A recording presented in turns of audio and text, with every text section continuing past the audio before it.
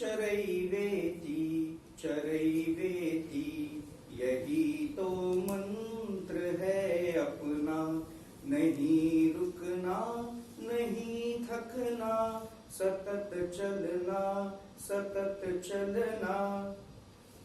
या ओळीतील अर्थाला अनुसरून ज्यांनी अविरतपणे न थकता मोठ्या धैर्याने आणि आत्मविश्वासाने मिळालेल्या प्रत्येक संधीचं सोनं करत आपल्या कर्तृत्वाने शैक्षणिक क्षेत्रात वेगळाच ठसा उमटवला, प्रत्येकाच्या मनातील एक आदर्श शिक्षक म्हणून ज्यांची एक वेगळी ओळख आहे, शिक्षण क्षेत्रात मिळालेली प्रत्येक जबाबदारी ज्यांनी मोठ्या खुबीने सांभाळली, तसेच सकारात्मक भावनेने प्रत्येक पदाला योग्य न्याय दिला, ज्यांनी अनेक वर्ष गणिताचे एक उत्तम शिक्षक म्हणून अध्यापनाचे कार्य करत आपल्या जीवनाचे गणित बिघडू न देता सर्व सहकारी शिक्षक कर्मचारी संस्था पदाधिकारी यांच्या सोबत ऋणानुबंधाचे सूत्र निर्माण केले आणि ज्यांनी भारतीय शिक्षण प्रसारक संस्थेत एक आदर्श शिक्षक ते आदर्श मुख्याध्यापक म्हणून 33 वर्ष 8 महिने व 9 दिवस आपल्या सेवा कार्याची दैदिप्यमान कारकीर्द पूर्ण केली, असे श्री मंजूरदास धोंडीराम गवटे गुरुजी आज संस्थेच्या श्री खोलेश्वर माध्यमिक विद्यालयाच्या मुख्याध्यापक पदावरून सेवानिवृत्त होत आहे। त्यानिमित्त पोखरी येथील लोकमान्य टिळक विद्यालयाच्या वतीने मी नितीन चौधरी सरांची आज आपल्या सर्वांसमोर मुलाखती रूपात त्यांचा आत्मरंग जाणून घेण्याचा आपण या मुलाखतीतून प्रयत्न करीत आहोत। सर्वप्रथम विद्यालयाच्या वतीने मी सरांचे सहर्ष स्वागत करतो। नमस्कार सर। नमस्कार सर, तुमची ही जी दैदिप्यमान कारकीर्द झाली 33 वर्ष 8 महिने आणि 9 दिवस, तर या पूर्ण प्रवासामध्ये मुळात तुम्ही ग्रामीण भागातील गोविंदपूर या गावातून आला आणि गोविंदपूर सारख्या ग्रामीण भागातून सिद्धेश्वर सारख्या मोठ्या शहरामध्ये आणि त्यातल्या त्यात माजलगाव सारख्या मोठ्या शहरामध्ये त्यातल्या त्या सिद्धेश्वर विद्यालयामध्ये ज्यावेळेस तुम्ही विद्यार्थी म्हणून प्रवेश घेतला, हा जो प्रवास घडला हा नेमका कसा घडला? लहानपणीच आईचं छत्र हरवलं,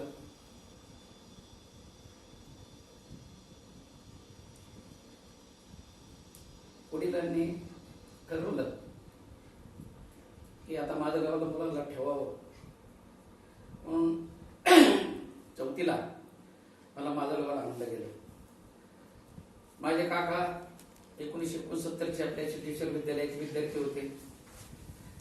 त्यांना वाटलं की पुतण्याला सिद्धेश्वर विद्यालयामध्येच प्रवेश द्यावा, परंतु त्यावेळेस प्राथमिक विभागामध्ये फक्त 1ली ते 3रीचे वर्ग सुरू होते।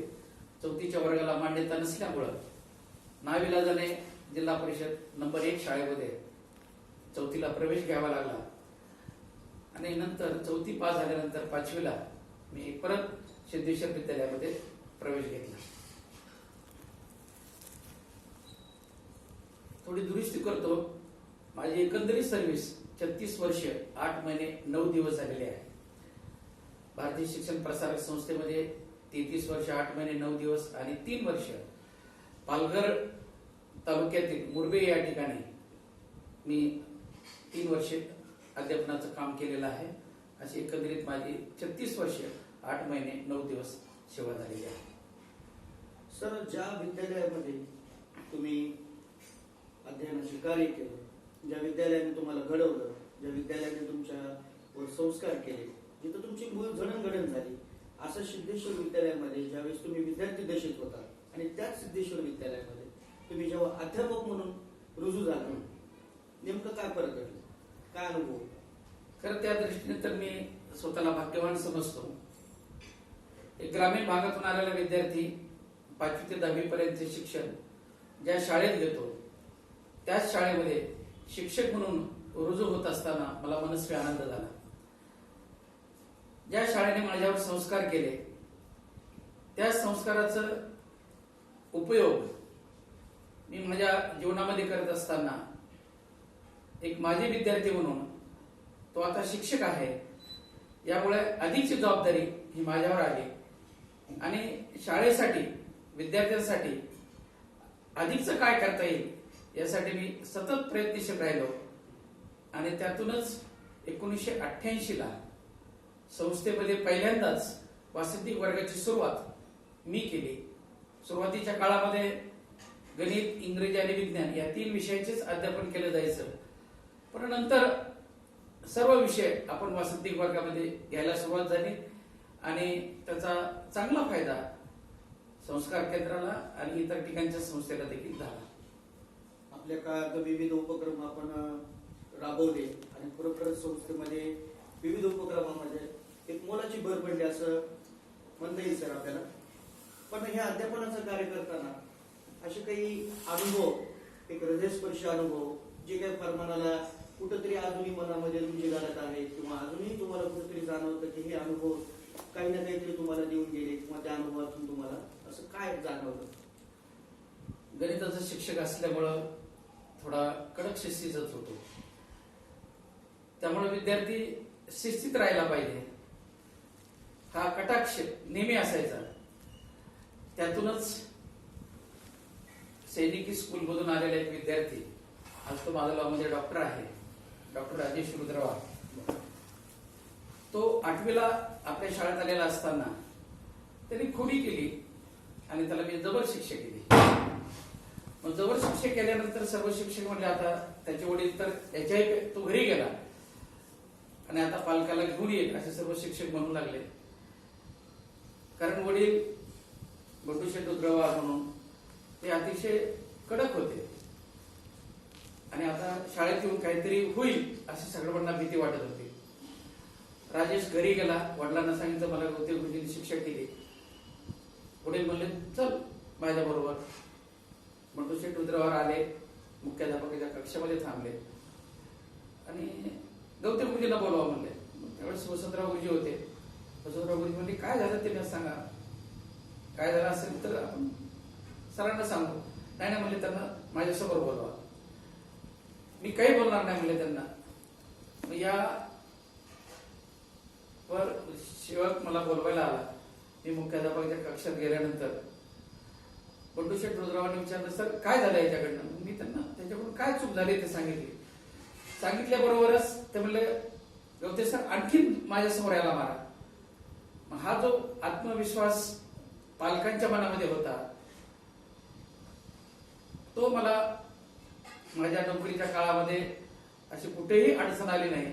तेवढा विश्वास मी पालकांच्या मनामध्ये निर्माण करू शकलो, यात मला खरोखरच आनंद वाटतो. आता हा एक वेगळा अनुभव तुम्ही सांगितला.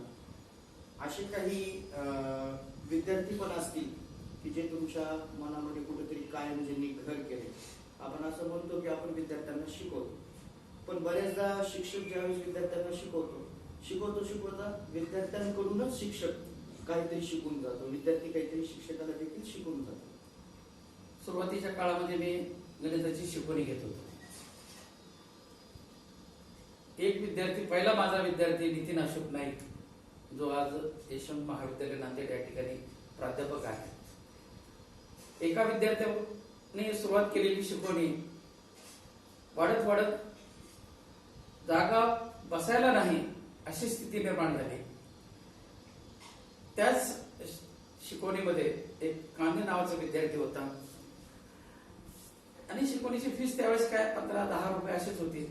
परंतु ते रक्कम सुद्धा देण्यासाठी तो शाळा सुटल्यानंतर काम करत होता.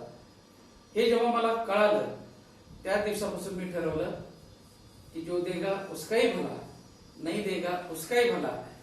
याप्रमाणे मी कधीही मुलांना शिकवणीच्या पैशाबद्दल हटकलं नाही आणि जे देतील त्यामध्ये समाधान मानत गेलो. सर आपलं एक नेहमी वाक्य आम्ही ऐकतो आपल्या वेगवेगळ्या भाषणातून, बोलण्यातून की वर्क इज गॉड फॉर, म्हणजे कार्यालाच तुम्ही सर्वस्व मानणार आहे. तर आम्हाला असं जाणून घ्यायचं आहे की नेमका तुमच्या मनातला असा एखादा कोणता व्यक्ती आहे की ज्याला तुम्ही गॉड फादर म्हणता? नाही, खरं आहे ते. आपण ज्या ठिकाणी काम करतो, ज्या पदावर काम करतो, त्या पदाला जर योग्य न्याय दिला,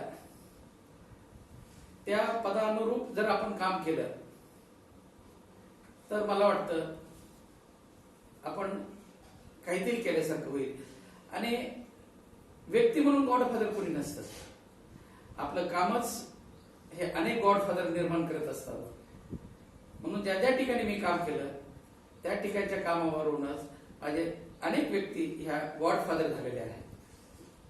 ठीक आहे, आम्हाला असं आणखी जाणून घ्यायचं सर, तुम्ही अनेक सहकार्यांबरोबर तुमचा सहवास राहिलेला आहे. असंख्य सहकार्याने तुम्हाला बरेच काही नवीन अनुभव, नवीन आनंदाचे क्षण, काही दुःखाचे प्रसंगही घडले असतील. पण या सर्व सहकार्यांमध्ये नेमके तुम्हाला अधिक ज्यांच्या बरोबर सहवास करावा असं वाटलं, असे नेमके काही सहवास ज्यांचा अधिक प्रिय वाटला, असे काही सहकारी? काही सहकार्य आम्ही लहानपणापासूनच सोबतच होतो, पण त्यातीलच मी जेव्हा 1987 ला 22 जून 1987 ला सिद्धेश्वर विद्यालयात रुजू झालो, त्याच दिवशी म्हणजे कसल्या प्रकारची ओळख नसताना, पूर्वीची ओळख नव्हती, तरी एक शिक्षक जे ज्यांचं नाव आहे रामचंद्र झरकर, ते माझ्याजवळ आले आणि राहण्याची काय व्यवस्था आहे माझी आस्थेवाईकपणे चौकशी केली आणि मला खोली मिळवून देण्यासाठी ते माझ्यासोबत माजलगावभर फिरले आणि त्यांनी मला खोली मिळवून दिली. आणि तो ऋणानुबंध, ते मित्रत्व आजही आम्ही दोघांनी कायम ठेवलेला आहे. म्हणून झरकर गुरुजींचा सहवास नेहमी हवासा वाटायचा. छान सर. आता जसं आपण प्रत्येक जण सेवा कार्य म्हणून आपण शिक्षकी पेशात आहोत आणि आपण शिक्षकी पेशात आपलं दिलेले जे काम आहे, जबाबदारी आहे, आपण ते पार पाडत जातो. पण आपल्या प्रत्येकाला एक वेगळी जबाबदारी असते आयुष्यामध्ये, की ज्याला आपण म्हणतो की कुटुंबाची जबाबदारी. मग सेवा कार्य आणि कुटुंबाची जबाबदारी या दोन्ही भूमिका कशा तुम्ही पेलल्या? लहानपणी संघ शाखेवर गेल्यामुळं जे संस्कार झाले, त्या संस्काराचा उपयोग मी माझ्या जीवनामध्ये करत आलेलो आहे. वडिलांचं छत्र गेल्यानंतर खऱ्या अर्थाने कुटुंबाची सर्वस्व जबाबदारी माझ्यावर आली आणि ती मी पार पाडण्याचा, त्याला न्याय देण्याचा निश्चितच प्रयत्न केला. मी माझ्या भावांची सर्व लेकरं शिक्षित केली. आज माझ्या कुटुंबामध्ये 2 डॉक्टर आहेत, 2 इंजिनियर आहेत, 1 तलाठी आहे, 1 शिक्षिका आहे आणि बाकीची सुद्धा भावाची मुलं शिक्षण घेत आहेत. म्हणून ही जबाबदारी मी वैयक्तिक माझा स्वार्थ बाजूला ठेवून मला कुटुंबाचं काहीतरी देणं आहे, या प्रमाणे मी माझ्या जीवनामध्ये वागत राहिलो. आपल्या जीवनामध्ये विविध प्रसंग येतात. असं म्हणतात की आठवणींच्या कोपऱ्यात अनेक चेहरे लपलेले असतात. काही चेहरे माणसाच्या मनाला स्पर्श करून जातात आणि जगण्याची कला शिकवतात. पण या चेहऱ्यांव्यतिरिक्त असे काही अनुभव पण असतात की अचानकच आपल्या त्या अनुभवातून आपल्या पूर्ण जीवनाचा काय पालतो. असा एखादा अनुभव आहे? असा एक अनुभव. तो अनुभव मी कधीच माझ्या जीवनामध्ये विसरू शकत नाही. 14 ऑगस्ट 1978 10वीचा निकाल होता. कारण त्या वर्षी 10वीची परीक्षा मे मध्ये झाली होती. शिक्षकांचा 54 दिवसाचा संप होता. त्यामुळे निकालाला देखील उशीर झाला आणि 14 ऑगस्ट 1978 ला 10वीचा निकाल पाहण्यासाठी मी माझ्या गोविंदपूर गावावरून माजलगावला येत होतो. पावसाळ्याचे दिवस होते, त्यावेळेस सडक नव्हती, चिखल तुडवत, चांगला म्हणजे गुडघ्या इतका चिखलातून तुडवत आम्ही माजलगावला येऊ लागलो.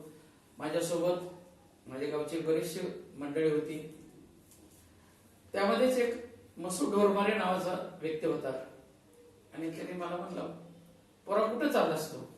म्हणलं माझ्या गावाला 10वीचा निकाल आहे, ते पाहण्यासाठी चाललो. आम्ही गावातले 7 जण त्यावेळेस 10वी परीक्षा दिलेली होती. तितक्यात आमच्या भावकीमधला एक ग्रस्त, त्यांनी जे उद्गार काढले ते म्हणाले, जोडीबाच्या एका मुलाने अवताची पास धरली, हा आता कोळप्याची पास धरणार म्हणले, हा कशाचा पास होतो? त्याचंही काही खोटं नव्हतं. लहान भावाने काही शाळा सोडली होती, तो शेतीमध्ये काम करत होता, परंतु त्याचे ते शब्द मी मनात साठवले, खूप जिव्हारी लागले. आणि जेव्हा निकाल लागला तेव्हा 7 पैकी मी एकटाच पास झालेलो होतो, बाकी गावातले सर्व नापास झालेले होते. त्या शब्दामुळं आपल्याला काहीतरी करायचंय ह्या जिद्दीने मी आजपर्यंत वागत आलेलो आहे, तो एक अनुभव, त्या अनुभवामुळेच कदाचित माझ्या जीवनाला कलाटणी मिळाली असेल असं मला वाटतं. फारच हृदयस्पर्शी अनुभव होता असा, आणि असा प्रत्येकाच्या कदाचित जीवनात असे वेगळे अनुभव जसं तुम्ही घेतला, कदाचित तो तसे अनुभव न यावे जे तुम्ही ज्या प्रसंगातून गेलात आणि घडलात. सर, मला असं जाणून घ्यायचंय की तुम्ही शिक्षक राहिला, तुम्ही उपमुख्याध्यापक म्हणून काम केलं आणि तुम्ही मुख्याध्यापक म्हणून सुद्धा काम केलं. तर तिन्ही वेगवेगळ्या भूमिका तुम्ही पार पाडल्या संस्थेमध्ये. पण या 3 भूमिकेमध्ये तुम्हाला नेमकी कोणती भूमिका जास्त भावली, जास्त आवडली? शिक्षक, उपमुख्याध्यापक, मुख्याध्यापक या पदावर काम करत असताना कामाची व्याप्ती वेगवेगळी आहे. शिक्षक म्हणून मी जेव्हा काम करतो तेव्हा माझ्यासमोर फक्त विद्यार्थी आणि पालक ह्या 2 व्यक्ती समाधानी झाल्या पाहिजेत असं वाटत होतं की विद्यार्थी आपल्या अध्यापनामुळे पूर्ण समाधानी व्हावा आणि विद्यार्थी समाधानी झाला की आपोआप पालक देखील समाधानी होईल. पण जेव्हा उपमुख्याध्यापक म्हणून काम करत होतो तेव्हा विद्यार्थी, पालक आणि माझे सहकारी हे तिन्ही समाधानी झाले पाहिजेत असं एक मनामध्ये ठरवलं आणि त्यांना योग्य न्याय देण्याचा प्रयत्न केला. मुख्याध्यापक झाल्यानंतर आणखीन जबाबदारी वाढली. विद्यार्थी तर आहेतच, पालक आहेत, समाज आहे, संस्था पदाधिकारी आहेत आणि शासन स्तरावरचे अधिकारी आहेत. हे सगळे आपल्या कामामुळे समाधानी व्हावेत यासाठी मी कटाक्षाने प्रयत्न केला. आपल्याबद्दल कुठेही तक्रार होणार नाही याची सतत काळजी घेतली आणि माझ्या सहकार्याने देखील ही वेळ माझ्यावर कधीही येऊ दिली नाही. पण या 3 भूमिकेत तुम्हाला नेमका जास्त भावलेली भूमिका? अर्थातच शिक्षक म्हणून, कारण शिकवताना जे समाधान लागतं ते प्रशासनामध्ये लाभत नाही. सर, आता जसं या शिक्षण क्षेत्राबद्दल बोललो तसं तुम्ही थोडस घरी गेल्यानंतर, आता तुम्ही अधिकारी राहिले, तर घरी गेल्यानंतर नेमकं तुम्ही कोणत्या भूमिकेत असता? पालकाच्या भूमिकेत असता की मुख्याध्यापकाच्या भूमिकेत असता? घरी गेल्यानंतर थोडा का होईना पण मुख्याध्यापकाच्या भूमिकेमध्ये काही क्षण जातात, पुन्हा नंतर असे अरे आपण मुख्याध्यापक नाही, आपण पालक आहोत.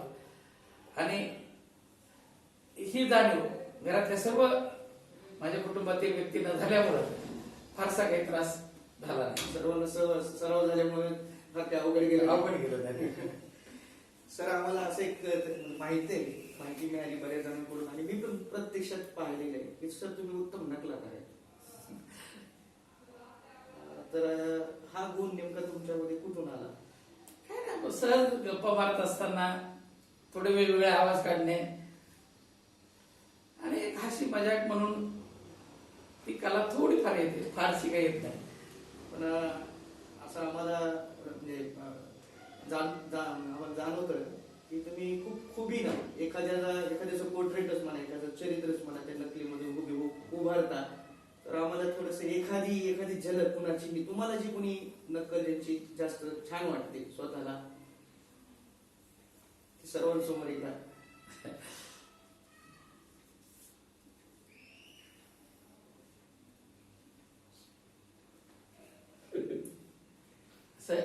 कॉलेज जीवनात देखील गॅलरी मध्ये आम्हाला शिकवणाऱ्या प्राध्यापकांची शिकवण्याची पद्धत कशी आहे ते थोडंफार जमत होतं. आता खूप कालावधी झालेला आहे पण तरीही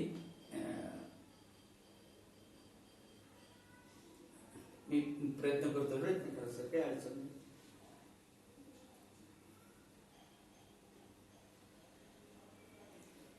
आपले केंद्रीय कार्यकारिणीचे सदस्य आडेगुरुजी तेव्हा 5वी 7वी विभागामध्ये हिंदी हा विषय शिकवायचे. आम्ही विनोदाने त्यांना म्हणायचो बाजूच्या वर्गावर शिक्षक नसलो तरी चालेल, कारण त्यांचा आवाज एवढा भारदस्त होता. ते एकदा शिकवत असताना भारत के लाल एने, भारत के सपूत जो बड़े काम करते हैं वो देश के लाल बनते हैं, उन्हें आपण सपूत कहते हैं, असं वेगळ्या भाषेमध्ये ते बोलायचे. जसं सर तुम्ही एखाद्या तुमच्या सहकारी शिक्षकांची भूमिका केली तसं आता मुख्याध्यापक झाल्यानंतर संस्थेच्या वेगवेगळ्या बैठका होतात, त्याकडे संस्था पदाधिकाऱ्याची तसं कोणाची नक्कल नाही करता येत. ठीक आहे, काय हरकत नाही सर. पण आता ज्यावेळेस तुम्ही सतत कामात असता, वेगवेगळ्या भूमिकेत तुम्ही काम केलं, खूप जबाबदारी आहेत, कुटुंबाचे देखील आहेत, पण कधीतरी एखादा रिकामा वेळ ज्याला आपण म्हणतो व्यापातून ज्यावेळेस तुम्ही निवांत होता, त्यावेळेस नेमकं तुमचं निवांत क्षण कसा झाला? कारण नोकरीचं मोठमोठे संस्कार केंद्रात झाले. माधवगावचं संस्कार केंद्र असेल, लातूरचं असेल, अंबाजोगाईचं असेल, या मोठ्या संस्कार केंद्रात काम करत असताना जास्तीचा वेळ द्यावा लागतो. आणि तेवढ्यातूनच लातूरला असताना बऱ्यापैकी वेळ मिळायचा आणि त्यातूनच थोडंफार वाचन, चरित्र, मोठे मोठे व्यक्तींची चरित्र वाचण्यात आली आणि त्यातून बरंच काही घेण्यात आलं. म्हणजे वाचन अनेक सहकार्यांबरोबर तुम्ही काम केलं, पण ज्यावेळेस तुम्ही सुरुवातीला मुख्याध्यापक झाला, त्यापूर्वी ज्या सहकार्यांसोबत तुम्ही एक मित्र म्हणून, एक सहकारी म्हणून काम केलं आणि त्याच सहकार्यांचा पुन्हा मुख्याध्यापक म्हणून तुमच्यावर जबाबदारी आली, तर नेमकं त्या सहकार्यांसोबत तुमचे संबंध कसे आहेत? सहकार्याबरोबर शिक्षक म्हणून असताना केलेलं काम आणि मुख्याध्यापक असताना सहकार्यासोबत किंवा सहकार्याकडून करून घेत असताना काम, यामध्ये मला वाटलं फारसा काही फरक नाही. पद हे नाममात्र असतं. एकमेकांच्या विचारावरच आपल्याला कामं करायची असतात. म्हणून मुख्याध्यापक झाल्यानंतर देखील जे माझे पूर्वीचे सहकारी होते, त्याच सहकार्याबरोबर पूर्वीप्रमाणेच वर्तन ठेवून त्यांचा योग्य त्या ठिकाणी सल्ला घेऊन मी माझं काम करू लागलो. आणि तो फार जवळचा मित्र आहे म्हणून त्याला कुठे काम असं मला तरी आठवत नाही मी दिलेलं आहे. त्यामुळं वेगळ्या पदावर काम करत असताना देखील मला वेगळेपण जाणवलं नाही. सर, आता मुख्याध्यापक म्हणून तुम्ही अंबाजोगाईला काम केलं, लातूरच्या केशवराज विद्यालयात काम केलं आणि माजलगावच्या सिद्धेश्वर विद्यालयात देखील काम केलं. ह्या 3 वेगवेगळ्या संस्कार केंद्रात तुम्हाला वेगवेगळे अनुभव आले, निश्चितच आले असणार. पण या 3 संस्कार केंद्रापैकी नेमकं तुम्हाला जास्त कोणत्या संस्कार केंद्रात रमावं वाटलं? अर्थातच माझं होम पिच माजलगाव. तसं प्रत्येक ठिकाणी काम करत असताना देखील सर्व माझे सहकारी असतील, संस्था पदाधिकारी असतील, या सर्वांचं सहकार्य लाभलं. विद्यार्थ्यांसाठी आपण जी मागणी केली ती संस्थाचालकांनी पूर्ण करण्याचा निश्चितच प्रयत्न केला. माधवगावमध्ये मुख्याध्यापक असताना संस्थेमध्ये पहिल्यांदा स्मार्ट बोर्ड हा माधवगावमध्ये घेण्यात आला. जेव्हा त्यावेळेस जे अध्यक्ष होते शालेय समितीचे स्वर्गीय अनिलदादा आनंदगावकर, मग त्यांना असं म्हटलं की आपल्याला स्मार्ट बोर्ड घ्यायचा, त्याचा फायदा विद्यार्थ्यांना खूप चांगला होईल.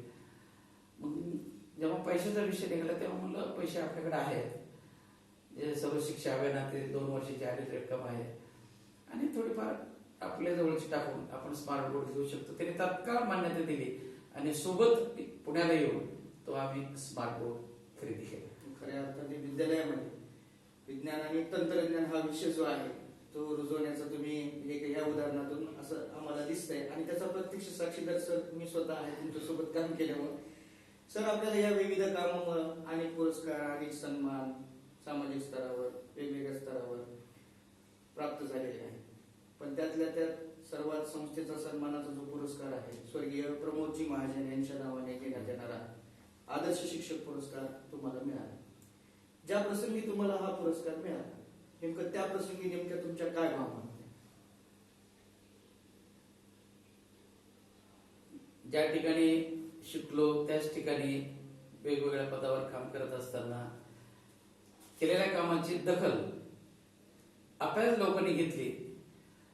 तसं पाहायला गेलं तर माझे आमदार बाजीराव जगताप हे आमदार असताना जिल्हा परिषदेचा आदर्श शिक्षक पुरस्कारासाठी तुझं नाव देऊ का, मी त्यावेळेस स्पष्टपणे सांगितलं की मला तो पुरस्कार नको. परंतु संस्थेने जेव्हा हा पुरस्कार मला दिला तेव्हा मी स्वतःला धन्य मानलं की आपल्या कामाचं खऱ्या अर्थाने कौतुक झालेलं आहे. एक माजी विद्यार्थी करून संस्थेबद्दल तुम्हाला काय वाटतं?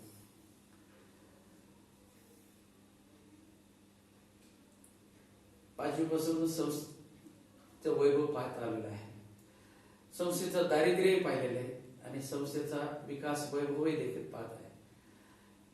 त्या दारिद्र्यात मस्ती करणारे त्यावेळेसचे कार्यकर्ते शिक्षक देखील होते, आज देखील आहे. या संस्थेचं लावलेलं रोपट्याचं वटवृक्षात रूपांतर झालंय. याला कोणाची दृष्ट न लागो ही ईश्वरचरणी प्रार्थना करतो. सर, असं असतं की आपल्या प्रत्येकाच्या जीवनामध्ये की गेले द्यायचे राहून तुझे नक्षत्रांचे देणे, माझ्या पास आता कळ्या आणि थोडीशी पाणी. तसं तुमच्या जीवनात या पूर्ण सेवा कार्यामध्ये, या सेवा कार्यकाळात अजून काही करायचं राहिले, अजून मला हे करायचं होतं असं काही आहे का? जे शैक्षणिक जीवनात अनुभवलं ते कोणाच्या वाट्याला येऊ नये असं समजून एक गोष्ट मात्र अजूनही करावीशी वाटते किंवा माझ्या विद्यार्थ्यांच्या मदतीने ती मी तडीला नेण्याचा प्रयत्न करीन. ते म्हणजे ग्रामीण भागातून येणारा जो विद्यार्थी आहे त्याच्यामध्ये टॅलेंट असतं, परंतु त्या टॅलेंटला योग्य खतपाणी म्हणजे त्याची राहण्याची सोय असेल, त्याची खाण्यापिण्याची सोय असेल, ही न होत असल्यामुळे अनेक बुद्धिमान विद्यार्थी शिक्षण घेऊ शकत नाही. म्हणून अशा मुलांसाठी ना नफा ना तोटा या तत्वावर एक चांगलं वसतिगृह असावं की त्यामध्ये त्यांची राहण्याची आणि खाण्यापिण्याची सोय व्हावी, ही एक इच्छा राहिलेली आहे. आणि मला खात्री आहे की माझे विद्यार्थी जे आज चांगल्या पदावर आहेत, डॉक्टर आहेत, इंजिनियर आहेत, या सर्वांपर्यंत हा विषय मी भावी काळात घेऊन जाणार आहे आणि निश्चितच एक चांगलं वसतिगृह माजलगाव या ठिकाणी उभं राहिलेलं दिसेल. सर, आपल्या आयुष्यामध्ये आपल्या वाटेवर चालायला सुरुवात करतो, अनेक वळण येतात, खाचखैले येतात आणि कुठेतरी असं एक वळण येतं की कुठेतरी आपल्याला थांबावं लागतं. आता हे असंही तुमच्या जीवनातला आजचा हा टप्पा आहे की कुठेतरी आपल्याला थांबायचं आहे, आता ज्याला आपण निवृत्ती म्हणतो. आता शासकीय नियमाप्रमाणे तुम्ही आज निवृत्त होत आहात, पण निवृत्ती झाल्यानंतर जसं आतापर्यंत तुम्ही रोज वेगवेगळ्या काम केली, आता उद्यापासून काय करायचं, नंतरची दिशा नेमकं काय करायचं ठरवलं? आता शासकीय नियमाप्रमाणे आज जरी आपण निवृत्त होत असलो तरी जे काही अधुरी कामं राहिलेली आहेत कुठं ना कुठेतरी गुंतून घ्यावं लागेल, कारण थांबला तो संपला या उक्तीप्रमाणे आपल्या परीने जेवढं काही चांगलं करता येईल, म्हणजे कुटुंबासाठी असेल, समाजासाठी असेल, वंचितासाठी असेल, ते आपल्या परीने आपल्या स्तरावर निश्चित करण्याचा प्रयत्न करणार आहे. मी थांबणार नाही, सतत कुठं ना कुठेतरी कामामध्ये व्यस्त राहणार आहे. परत एकदा सुरुवातीला म्हटल्याप्रमाणे चले वेती यही तो मंत्र है अपना, नहीं रुकना नहीं थकना सतत चलना. हा मंत्र जपत गवते गुरुजींनी आता जो एकूण साधारणतः 34 वर्षाचा सेवाकाळ आपल्या संस्थेत पूर्ण केला आणि इथून पुढं भावी आयुष्यासाठी त्यांना लोकमान्य टिळक विद्यालयाच्या वतीनं भरभरून शुभेच्छा मी देतो आणि आपल्याला निरोगी आयुष्य लाभावं, दीर्घायुष्य लाभावं ही एवढी प्रार्थना करतो. आणि सर, तुम्ही आमच्या सोबत तुमचं जे अंतरंग या मुलाखतीतून प्रकट केलं त्याबद्दल विद्यालयाच्या वतीनं मी आपले हार्दिक आभार व्यक्त करतो. धन्यवाद. धन्यवाद.